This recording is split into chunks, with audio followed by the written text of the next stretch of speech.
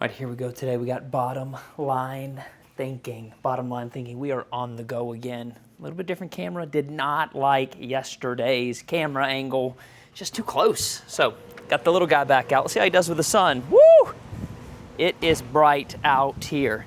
Okay, we're talking about bottom line thinking. Let's find a place over here out in the beautiful sunshine to have this conversation. Let's see, this place right here looks pretty good. All right, that's better. So I had this thought when I was thinking about bottom line thinking. The story of the Girl Scouts was very, very inspiring.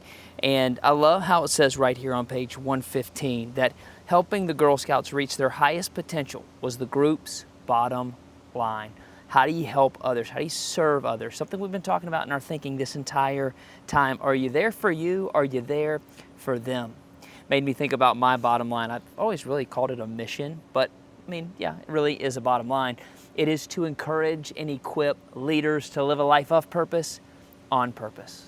So many times I think leaders are living a life and they don't exactly know what they're supposed to be doing, how they're supposed to be helping others. So I come in and tell them, you got to think big. You got to maximize every day, and you got to look for serving opportunities. You got to know what it is you stand for.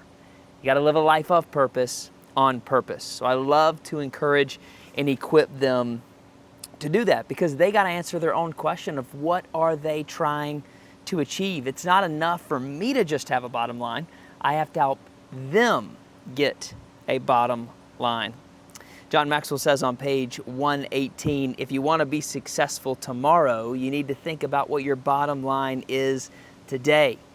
It can be as lofty as big picture vision, mission, or the purpose of the organization. Here's the key: be as specific as possible. What are you really trying to achieve? That's the question that you're looking to answer. Why? Because there become a time when purpose and profit compete. And you got to know what you're standing for and why you are standing for it. On page 121, man, it is hot out here. I don't think I picked the right spot.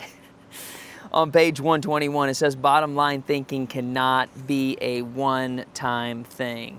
No, you've got to think bottom line all the time. What is it you're trying to achieve? What are you doing? How are you impacting others' lives? You're probably not going to get a crisp, clear statement. The one that I shared with you that's mine, to encourage and equip leaders to live a life of purpose, on purpose, probably took about 5 years for me to boil it down to that. And now whenever I get a decision that is an opportunity for me to step into, I always ask, is this going to encourage and equip leaders?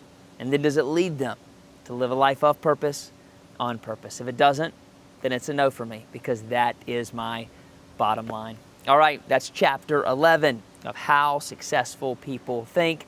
Tomorrow, you and I will do a review together. I'll see you then.